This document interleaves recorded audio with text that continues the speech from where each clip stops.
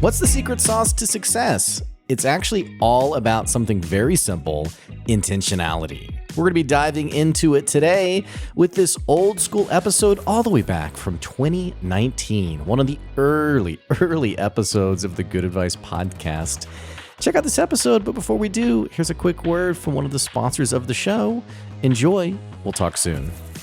If you're working hard on your business, by now you've learned that what your business needs is not more hours from you. That's right, you don't need to turn your work week from a 60-hour week into an 80-hour week just to try to get ahead. In fact, what you need is to work less hours. You heard me right. Experienced business owners know that the secret to long-term success in business is not a longer work week, it's not a longer work day, it's not grind and hustle culture. It's about knowing when to get away and take a much-needed vacation. Also, if you're experienced in business, you've learned that you can't do it all yourself, so why would you take your vacation into your own hands instead of trusting an expert to prep it and plan it for you? That's why I love what Paul's doing with Wishlist Travel. He knows all the best locations and all the things you need to know to make your vacation the best experience possible. All you got to do is reach out to Paul at wishlisttravel.biz. And most of all, Paul knows how to turn a vacation into an experience, which is what we want to pay for anyway. You can take a vacation anywhere, but how often do you really, truly get to have an experience that helps you get that important time you need to get back to your business and give it the attention it deserves? So reach out to Paul today at wishlisttravel.biz or go to his website, wishlisttravel.biz. That's .biz. What is up, everybody? Thank you for tuning in to another episode of my podcast. This is the first official one of 2019, which I am pretty excited about. And like many other people, I have my New Year's resolution set and ready to go. And I've realized that in general, there's really two types of people. Well, really, there's plenty of types of people, but there's two sides to the whole New Year's resolution conversation. And I've realized whenever I talk about New Year's resolutions, it's kind of like whenever I talk about Chick-fil-A. There's people who are addicted to it and love it, and then there's people who are like totally furious that you mentioned it. I see that with Chick-fil-A. I also see it, oddly enough, with New Year's resolutions when people talk about, whenever I mention it, I have some people who are like, they can't wait to tell you. Some of them have like a top 10 list for the things they're going to accomplish this year. And then there's another group of people where when you mention the resolutions, I guess they are the New Year's hipsters. You know, they're the ones who are embarrassed that you even asked them. It's kind of like, how dare you? You know, no one's ever going to, they're the pessimistic ones, right? It's like no one's ever going to actually make these things happen, yada, yada, yada. And wherever you fall in that spectrum, hopefully at some point you have started thinking about, what will I accomplish and what will I do for 2019, right? It's a great reset point. You know, whenever January 1st hits, it's like you're hitting a reset button, and obviously you can't take back what happened the previous year. But I do think about how, you know, it's almost like as you're getting to November and December and all of the things are building up in terms of what you did not do. You know, like you said, you were going to go to the gym, and not only did you not go to the gym, but it's December 1st and you've somehow gained 20 or 30 pounds. So it's like I went the other way on that one. But also, you know, you have these things that you would have liked to see happen or change in your life. You know, certain circumstances you wanted to see changed. Maybe it was you wanted to get a better job. Maybe you wanted a better salary. Maybe you wanted to be healthy. Maybe you wanted your relationships to become more valuable or fulfilling or meaningful to you. And some of those things didn't happen, right? And so as you're finishing up 2018, you know, the guilt and the shame, and it's when I think this stuff through, I notice how people don't typically, when things go wrong, we are the biggest criticizers of ourselves, even things that are outside of our control, right? And so Whenever let's say we gained weight this year, it's like, oh, well, I'm a fatty. I'm a fatso. I didn't go to the gym. What's wrong with me? Why didn't I do this? Right? And so we blame ourselves. And the same thing's true for everything else that are the negative circumstances in our lives. And I've just noticed how I do this myself, but how other people, when things go wrong, that shame and blame, that things we put on top of ourselves, it's kind of the quickest path that we take, right? Well, beyond that, as we move into 2019, what people typically do is it's that reset button, and suddenly it's like, yeah, I can do it. I can make it happen. I want to see certain things change in my life. And no doubt you've already started thinking about what those things are. And I was thinking about, what do I want my podcast to be about today? And I always have random number of different topics I want to talk about, but there's one in particular that I've been thinking on, and it's been motivating for me personally. It's also been motivating for a couple other people that I've shared it with, and so I'm excited to share it with you today. Which, by the way, I don't know who's listening today and who's going to be downloading this episode, but it's been pretty cool. I was looking at the analytics for my podcast, and most of the people who listen are from the U.S., but I also have people from these random other places. I don't advertise my podcast. I don't pay to get it promoted. I don't put it up on like a list anywhere. And so I don't really know how certain people have found me, but I looked today and I saw I have listeners who are in the United Kingdom, and then I have listeners who are in Sweden. Of all places. I don't know who it's 2 listeners in Sweden. I don't know who those two people are, but I appreciate you, and thanks for supporting me and my endeavors. And also, I'm a little weirded out that you found me in the first place. But in spite of that, this is my 10th episode. As I mentioned, first one of the year. And like I said, I'm wanting to bring you some encouragement today. I've been thinking about this topic of New Year's resolutions, and really, I've just been thinking about, what does it mean to evaluate where you are in life and then make intentional decisions as to where you want to go. We all have those moments in our life where whenever this happens, whenever these moments occur, we start to assess, right? And we start to think about, am I where I want to be in life? And sometimes those moments are a birthday, right?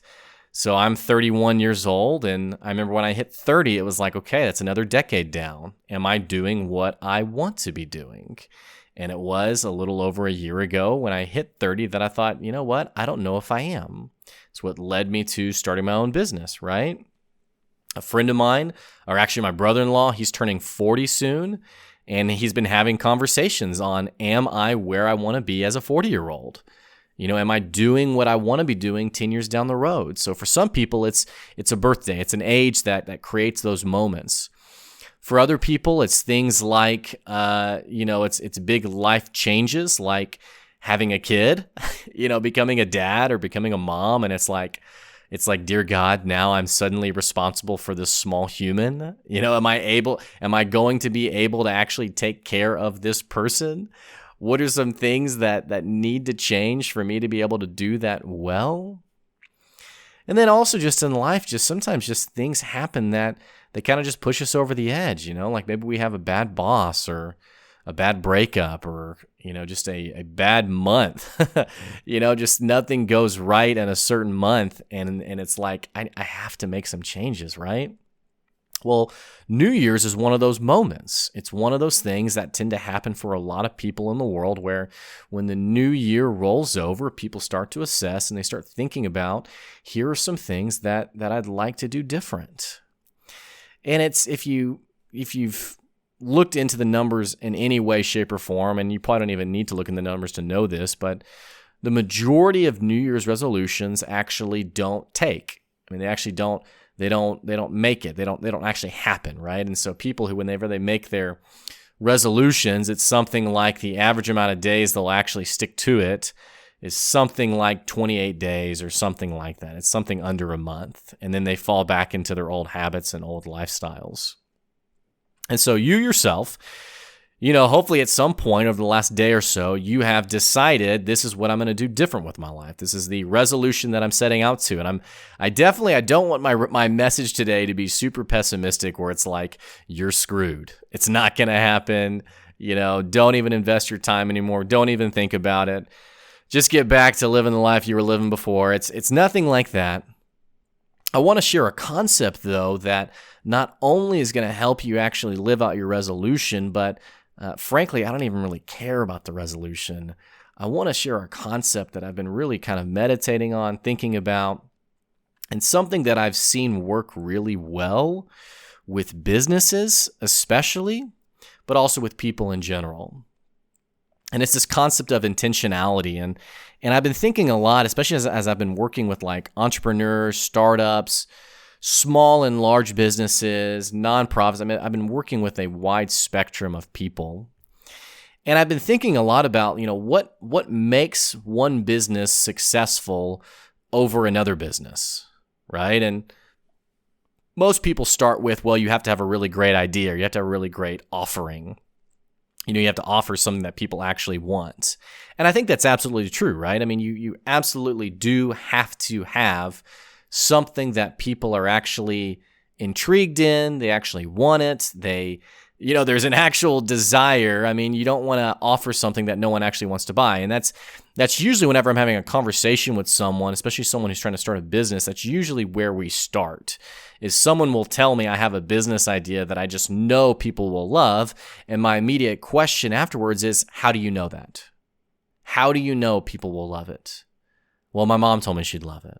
Well, my husband told me that it's a great idea. Well, my friends told me that, yeah, but those are people who, they love you, they care for you, they want to promote you, right? How have you proven, though, this is actually a good business idea? This is actually going to work. So that's typically where I start. But what I've been noticing are some of these like really weird, zany business ideas that I would have never thought would have been successful or profitable, and yet somehow they became just wildly successful, right? I mean, let's go back to like the 80s or 90s with the pet rock. It's a rock. He called it the pet rock. There's nothing special about it, and yet the guy made $1 million, right? You've seen Office Space. I mean, the guy did very well for himself, and so time and again, you run into these business concepts that you're like, man, no one would ever want that, and yet people are being super successful with it. I was talking to a guy, he calls himself a holistic doctor. And so he's not a medical doctor. I'm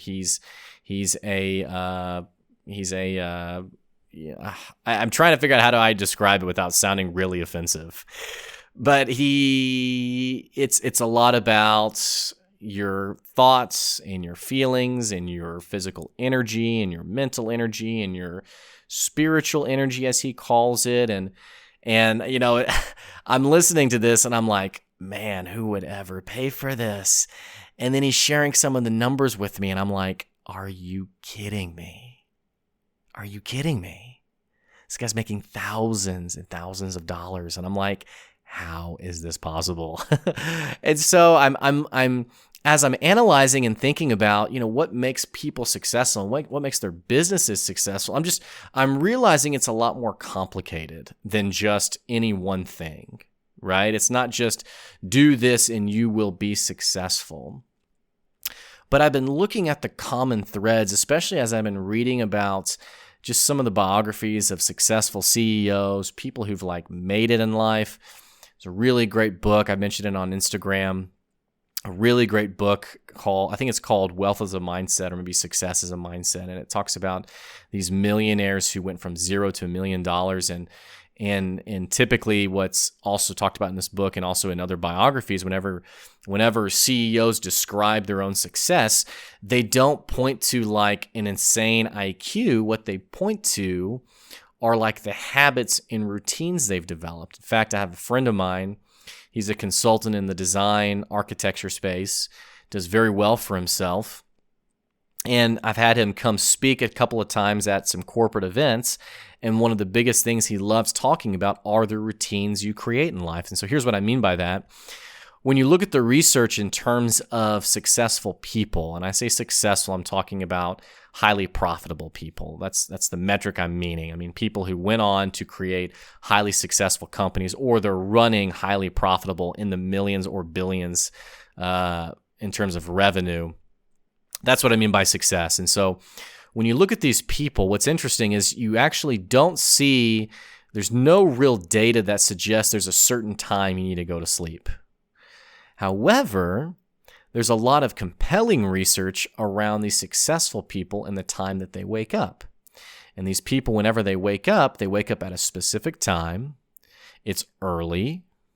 And they always dedicate time to exercise. They dedicate time to prayer or meditation. They dedicate time to eating an actual breakfast in the morning. And so I know, right? If you're like me and you skip breakfast, then we're all just doomed together, I guess. But these people have, regardless of the time they've gone to sleep, they have made it a point to be up at a certain time of day and be doing some certain things that, for whatever it's worth, it seems to be working for a multitude of highly successful people. And so for me, for example, I tend to be pretty casual. And so I don't typically set an alarm in the morning. But it's gotten me thinking about how maybe I do need to have an alarm. Maybe I do need to have a very specific time that I'm always up at this time, right? Well, so I'm reading about stories like this and I'm learning about this, and I'm thinking about my specific experiences with certain companies. And I remember when I was working for my previous firm, we'd have these companies that were just rife with dysfunction. I mean, just clear as day dysfunction. You have people who, for whatever reason, they know it too. They know that they are dysfunctional. And so maybe you're working with a company where you're saying, hey, I'd like to help in this area, and here's what we need to do. We need to set aside just a few hours where we can get on the same page and really work out our strategic vision for the year.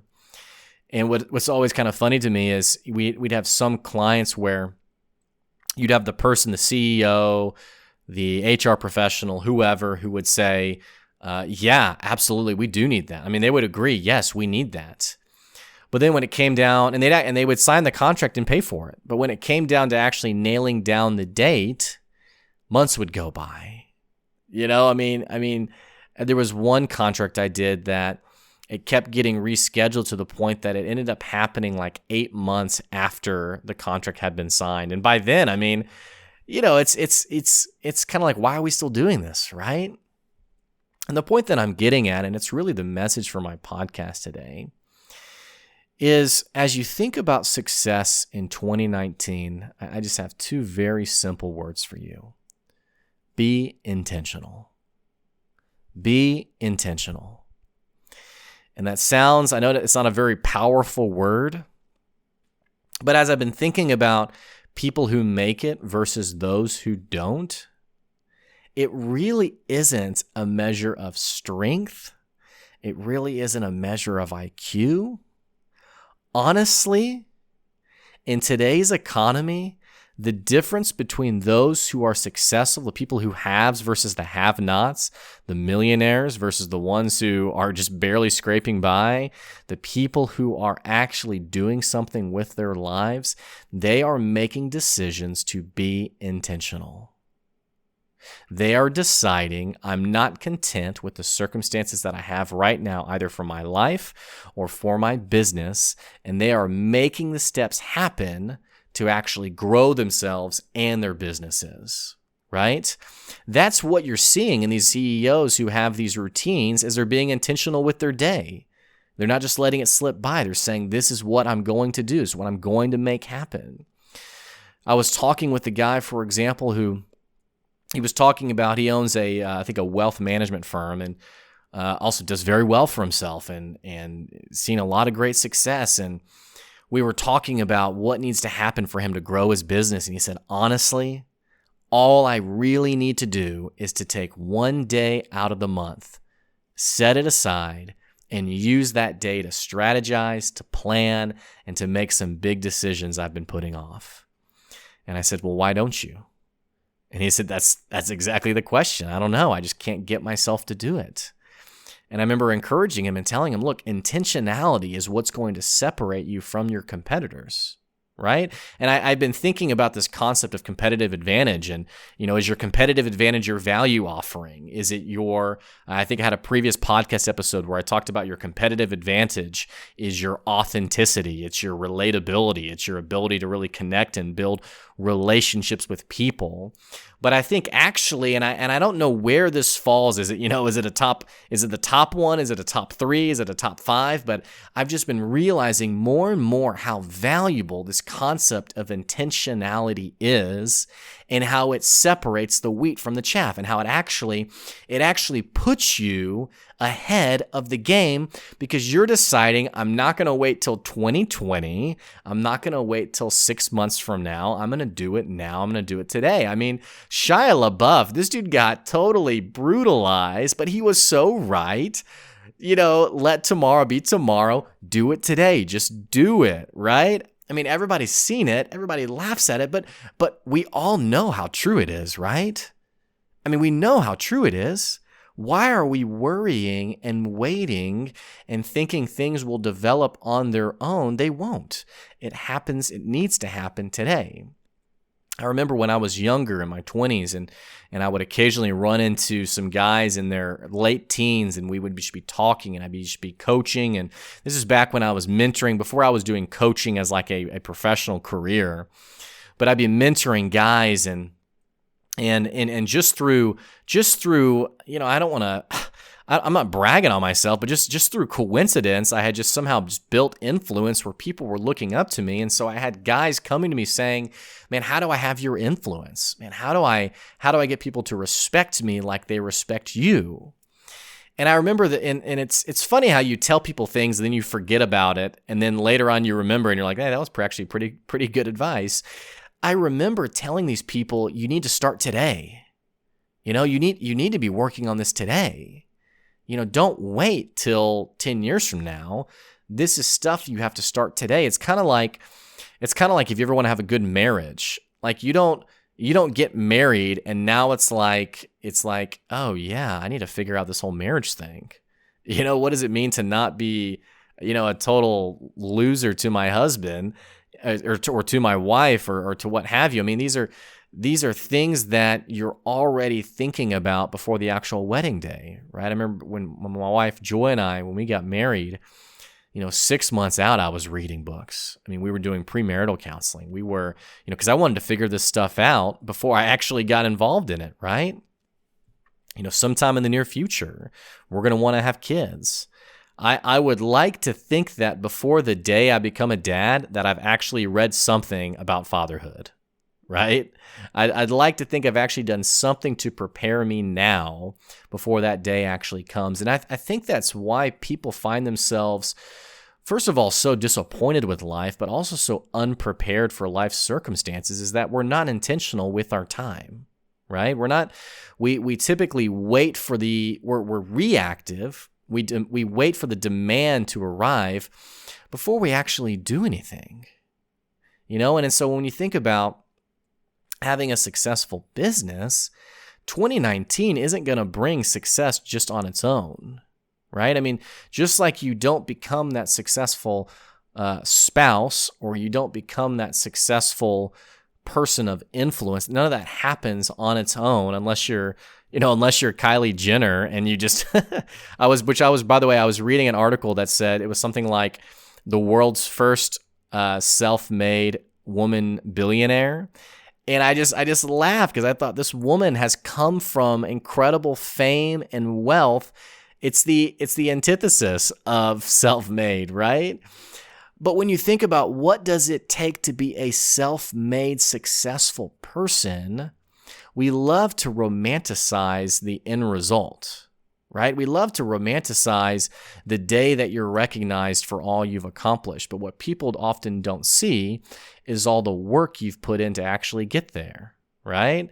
I mean, The Rock, I love Dwayne Johnson. He's awesome. People love to see him and admire him, and you're so great. But this guy at some point in his life had to make decisions to actually get him where he is today. Another great example would be Terry Crews. Terry Crews, he's an actor I really enjoy. Seems like a really great guy.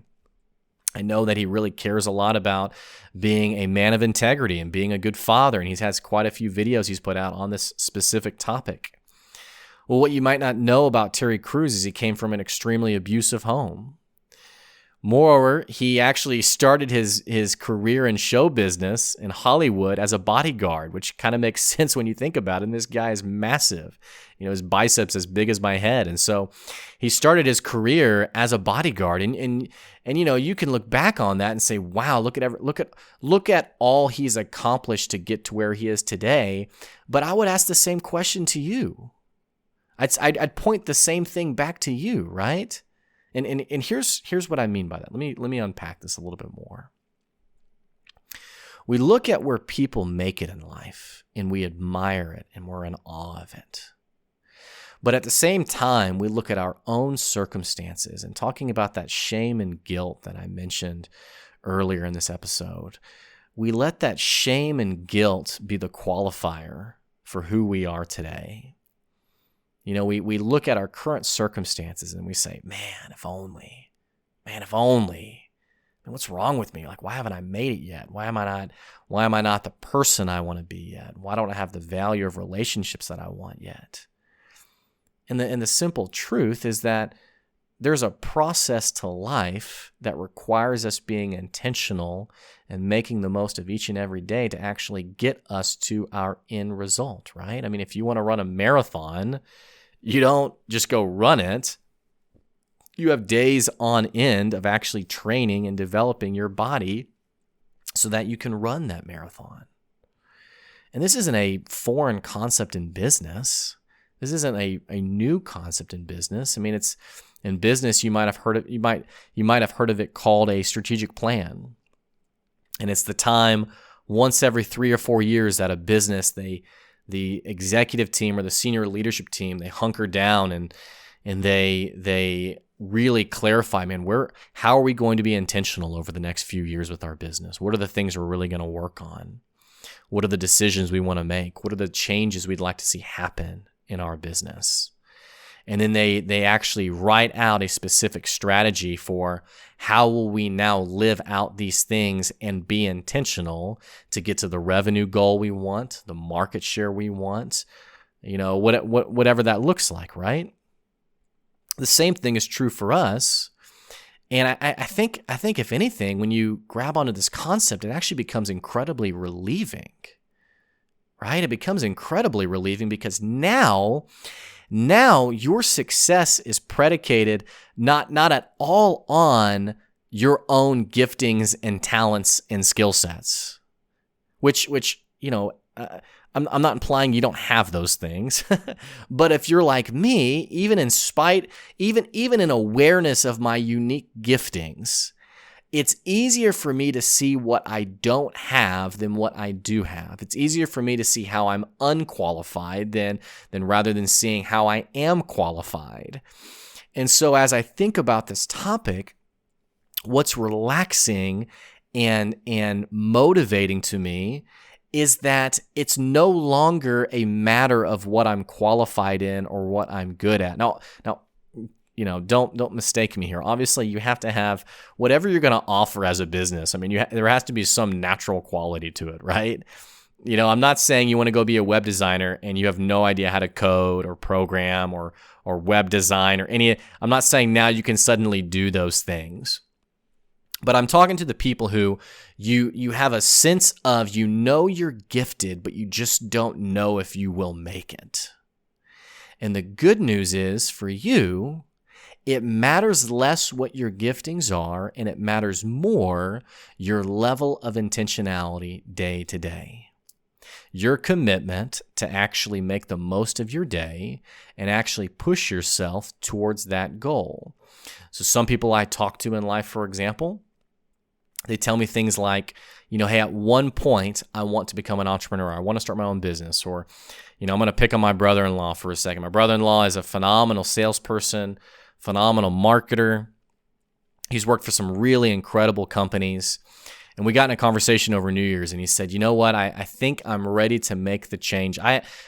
My whole life, I've made millions of dollars for companies as a salesperson, as a really good salesperson. And I think I'm ready to make the change and be an entrepreneur and be my own business owner. And it was funny because he had it all worked out. He had it all planned out. He had already made the steps in his mind in terms of what will I need to do to make this happen. And my simple question was, well what's stopping you? And that kind of stunned him. He was like, I guess self-doubt. I guess I don't really know. And I challenged him. I said, you know what?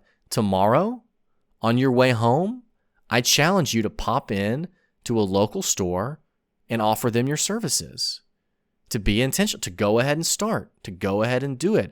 And it's kind of, it blows my mind, the lack of intentionality. And it's not that, if I was to tell you to be intentional, 99% of the people listening to this podcast would be like, yeah, totally, of course. And yet I see people who self-sabotage and they find reasons not to actually do it. And I can't remember if I've talked about this on a previous episode or not, but I was talking to a woman who was trying to start her business. And by the time I got on the phone with her, we were just talking ideas, and I was giving her some advice, and I was asking her, towards the end of the conversation, we had created some really good steps for her to take. And I said, well, so by the way, how long have you been trying to develop this business? And she says, about 3 years. And I just went totally silent. I said, I'm sorry, did I hear you correctly? You've been trying to start it for how long? And she said, yeah, I've been trying to start this business for 3 years. And I was kind of like, lady, at this point, there's nothing new you could learn that you don't already know. Because see, that was her problem. Was I started asking questions on, why haven't you done it yet? What's going on? I mean, 3 years. I mean, what's been happening? I mean, was there some major life circumstance? And she was like, no, I'm taking another class before I do this, and I'm just trying to learn. I'm just trying to make sure I'm ready. And I'm like, you're ready. Seriously, you're ready. You are ready. You got to get out there and actually just do it. You got to just do it. Stop waiting on it. Because see, your life isn't going to naturally bring these big messages. I think about if you've ever been to the beach, if you've ever been to Florida and you're on the beach, you'll see like these planes fly over with like these marquees, like the big flags that hang off the back that have like a message on it. And I think sometimes we expect that to happen in our lives. But ultimately, regardless of our circumstances, which we all have great circumstances and we all have really sucky circumstances that happen to us, the differentiator, the thing that actually will move us closer to the goals we want to accomplish, is how willing we are to actually commit to that. And the direct level of our commitment, the way we measure that, is through intentionality. And so as you think about 2019, and you think about the success you want to have, and you think about, whatever you want to accomplish, and most importantly, as you think about the circumstances you want to be different by the end of this year, it's going to take you being intentional. And so what does that look like? Does that mean you need to write out a monthly checklist of things that are going to happen leading up to December 2019? Maybe. I'd rather people make fun of me for being neurotic or particular about my process and then admire me when I get there than for me to be so embarrassed or so, flippant or, it'll happen. I'll just keep grinding away. For me, the end result is the sweetest spot of all, right? And so I want to actually take the steps to make that happen. So one of the things that I want to see accomplished is I want to make it to $1 million for my business. That's a goal that I have. I'd like to see it happen in 2019. That's another big goal that I have, right? I mean, that would definitely be self-made millionaire, right? And so I have written out and I'm creating strategy around that goal. By the end of January, I need to see this happen. By the end of February, I need to see this happen. And so I'm trying to push myself and be intentional instead of just waiting for something to happen. If I want to get a new client, a lot of people, what they'll do when it comes to getting clients is, Monday comes along. And so they say, all right, by Friday, I need to get a client. And so they kind of go about their work life. And then Wednesday, Thursday, Friday gets here. And it's like, oh, dang, I need to get that client. For me, it's like, okay, it's Monday. I got to get a client. I got to start sending out proposals, start sending out bids, start connecting with people, right? And so all that to say, I want to challenge you to join me in being intentional with your life. Don't be someone who you get to the exact same time you're at today, but 1 year later. Don't get 1 year later down the road and find yourself with the exact same circumstances that you're in today. Don't do that, because life is so short. It's so limited. And when I say short, I don't mean 80 years is short. I mean we're not guaranteed tomorrow, right? And so we got to make the most of what we have today. Anyway, having said all that, like I said, man, I want to challenge you. Join me in that. And most of all, man, if you need encouragement, I got a ton of people listening to these podcasts. If you need encouragement, if you want to just talk out some ideas, if you want to get some insight, shoot me an email, blake@goodadvicecoaching.com. Shoot me an email. I'd love to chat. I respond to every email that I get. But I was looking last night, and we got 400 listens on this podcast.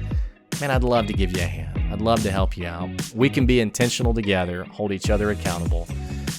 And yeah, let's take control of 2019. Let's make this the best year ever for our own personal lives and also our businesses. Because, end of 2019, that's not the end. Next year, we got a whole nother set of challenges to get. Anyway, hope this helped. Thanks for listening in. And yeah, I'll catch you later. See you guys.